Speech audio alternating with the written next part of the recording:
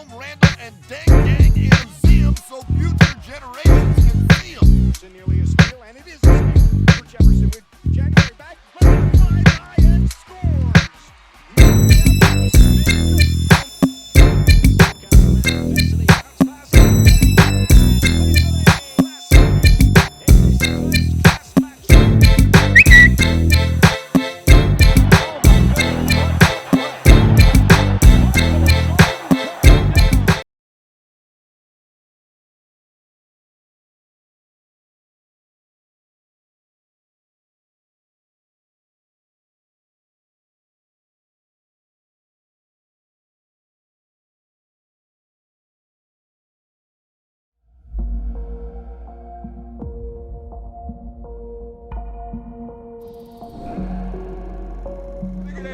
That's waterproof color right there. That's waterproof. Our biggest challenge is us. I am cursed with this mentality of competitiveness. Competition was an addiction. Every day was a battle. Dennis, get up here. Boom. You don't hear it, see Dennis for 48 hours. No matter what we did, it seemed like it was a story. Scotty was being selfish. When the trust is broken, it's sort of shocking. I never hated Scotty. 6 championships in 8 years. We were the greatest team ever. What time is it? I'm gonna ridicule you until you get on the same level with me. That man getting a free run at me. It was his team. My mentality was to go out and win at any cost.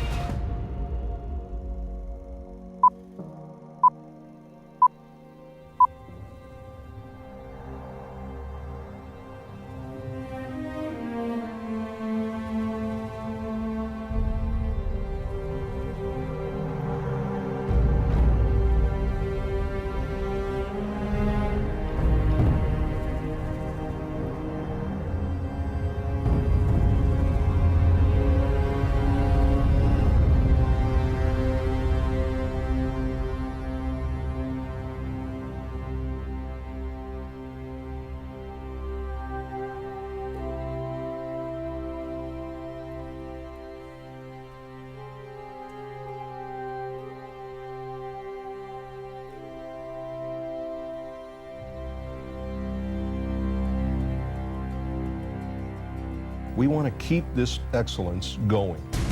Unbelievable. Done it again. Once you reach the top, where do we go from here? At some point, the team is not going to meet the expectations. I like the way he thinks. What time is it? Game time. Not a good day for Michael Jordan. Pittman is now demanding a trade. The expectations are certainly high. Come on, think positive, man. Yo. In the post-game locker room, the word I heard most was adversity. Have you learned to deal with that yet? Take it easy, guys. The only question, how long can it last?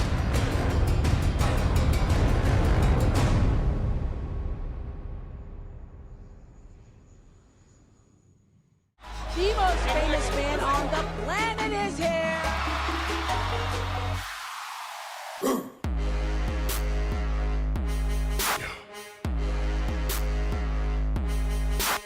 Okay, everybody.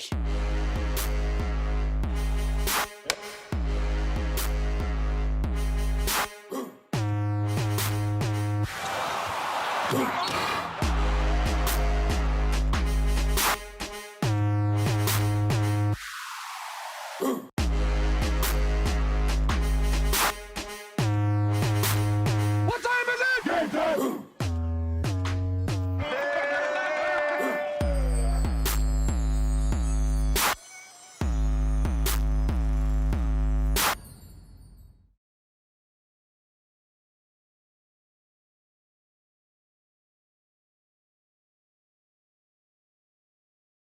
Now, with a moment we've been looking forward to sharing with you, Michael Jordan spent 15 seasons as an NBA megastar, leading the Chicago Bulls to 6 titles. He's a multiple MVP, 2-time Olympic gold medalist, and now the new ESPN documentary series, The Last Dance, is telling the story of his final season with the Bulls and how the team became one of the greatest dynasties in sports history. with never-before-seen footage. Michael Jordan, he is going to join us live exclusively in just a moment. There he is at home, but first, let's take a look back.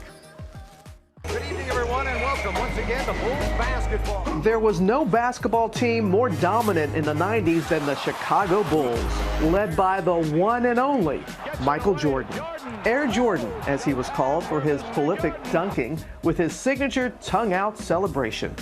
Along with teammates Scottie Pippen and Dennis Rodman commanding the league for nearly a decade. The trio making the Bulls one of the greatest sports dynasties of all time and bringing home an unprecedented 6 NBA titles in 8 seasons.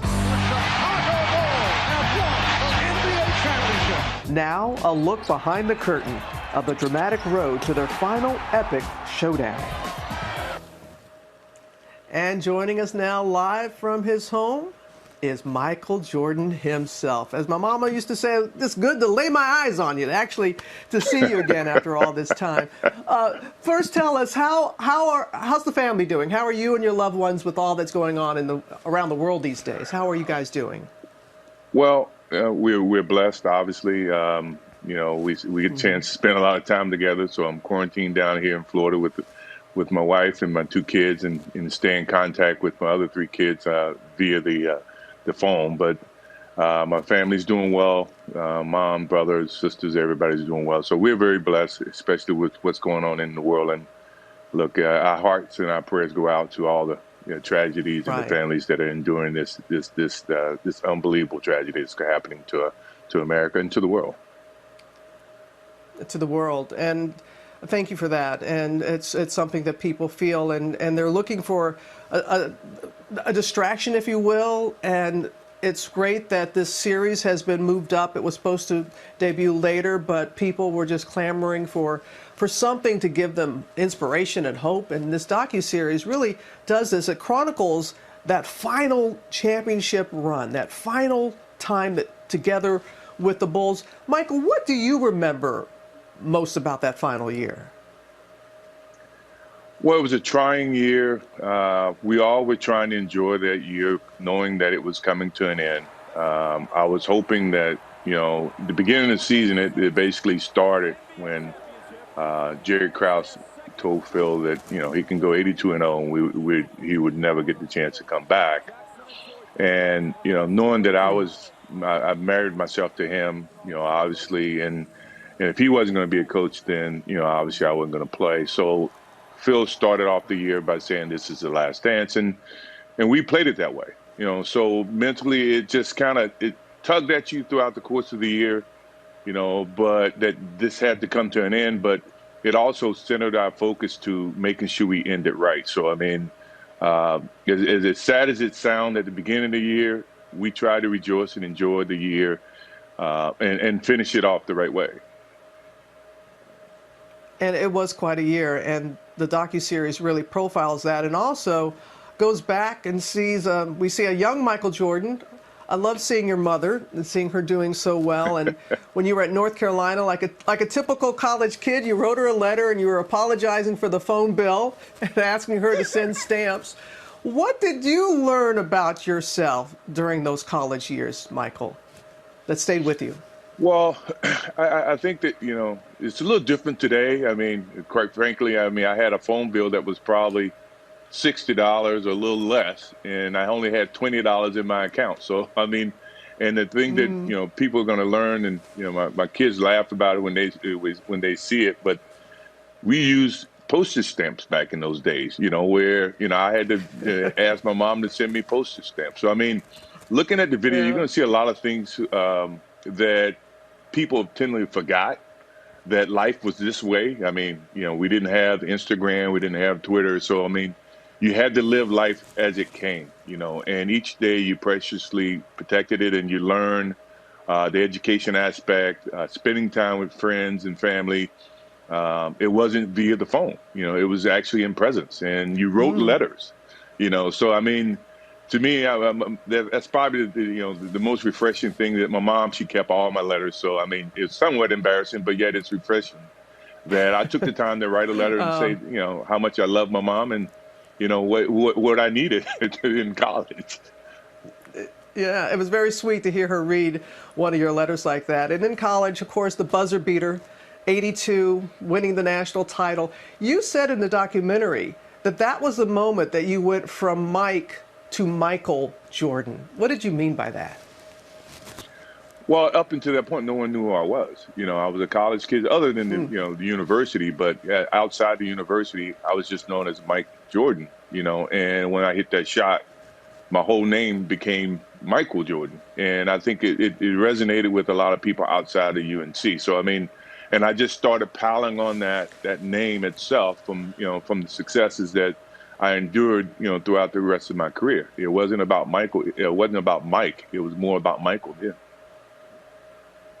Yeah, it really was at that point, and people remember it so well, and they have that iconic shot of yours. We hear from your father as well, and boy, did he know his son. He said, if you want to get the best out of Michael Jordan, you tell him he can't do something. And we're going to show a clip that really personifies that, because it was your second year in the league, and you had an injury. You wanted to get back out on the court. Management had another idea about that. I want people to take a look. This is what happened. Michael asked him, well, if I play, what percentage is there that I'm going to get hurt again?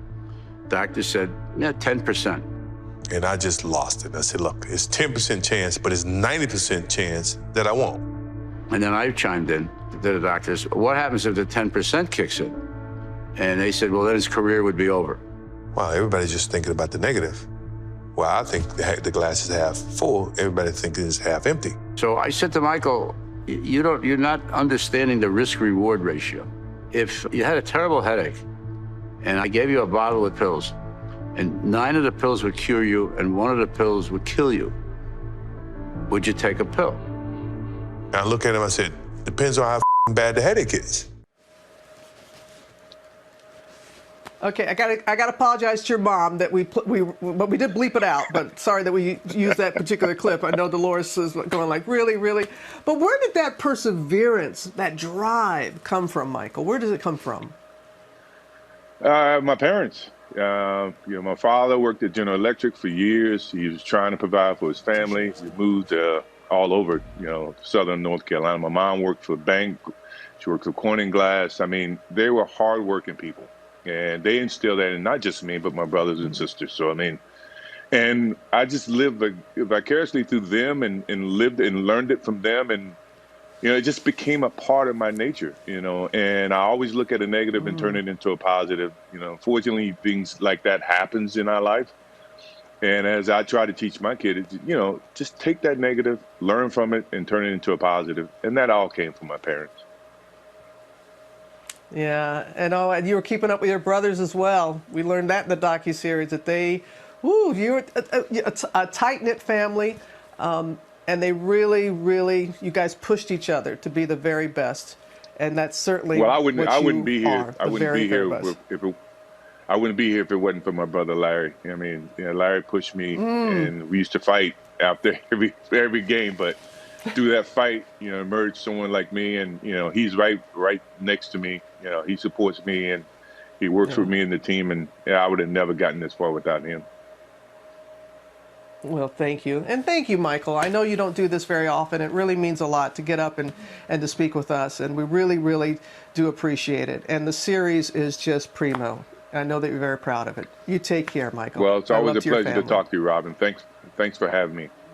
You got it. Anytime. And The Last Dance debuts on ESPN in the U.S. this Sunday night, 9 p.m. Eastern, and will be available outside of the U.S. on Netflix. And it's great to hear that all of Michael's proceeds will go to charity.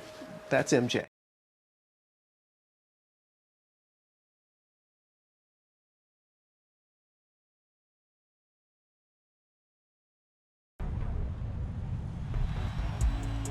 This team is one. Our leadership is strong, positive, very determined, and it filters down to the rest of the players. And we never let anybody give up. So do you two even remember the first time you met each other or what you thought of each other? Man, I don't want to hear this. Oh, wow. When I first met him, I was playing against him, obviously, but I saw him as just a small guy. He was known as a shooter, but You know, he was a lot more than that once I was able to get to know him and we became teammates. I could always rely on this guy to help me get close to a triple-double. I appreciate you being nice. That was a good answer. We all know Michael Jordan loved to gamble. Now, we also all know about on Jumbotrons at games, they do those sort of little cartoon races with characters where they'll do which hat is the ball under or any of those games. And the story is that MJ actually got tipped off by the arena video crew what the answer was going to be ahead of time, and then would bet you guys $100 a pop during timeouts. Is this story true? That is a true story, but he never betted me. I don't think he betted Steve. Steve's not betting anybody, but he did bet. We used to have a security guy sitting at the head of our bench. His name was John Capps. He's now passed away. But Capps would bet Michael every game. The only way Capps would win if he was able to pick the right one. Right. Because if Michael picked, obviously he knew who he was going to win. But yeah, he probably beat the guy at about $4,100. Jordan a drive, hangs, fires, scores! He scores! The Bulls are the world champs again! Oh my word, who would have thunk it? You guys are going to be bonded together forever for so many reasons. I did want to talk about that final 1998 season, though, that traveling circus craziness. We all know sort of the outward stuff. It really felt like you were going around the country with the Beatles. But for you guys on the inside, what is the story of that 98 team? Well, I mean, it was a special team. That path, that journey, that last 3 seasons it was some of the greatest years of my life. Hanging out with these guys, having an opportunity, knowing that it was our last season, we really embraced it. We did a lot of things together, and Phil made it a lot of fun for us. So, you know, it was some of those memories that you wish you could relive over and over again. Yeah, you know, and Phil called it the last dance before the season even started because we were all free agents after the year ended. But because it was our 3rd straight year trying to win the championship, everybody was exhausted. And that's what I remember, just the fatigue. And Dennis was, you know, he was all over the map. You know, we some days didn't show up for practice. We didn't know where he was. And it just felt like the end, but we found a way to, you know, to get it done. Portland will send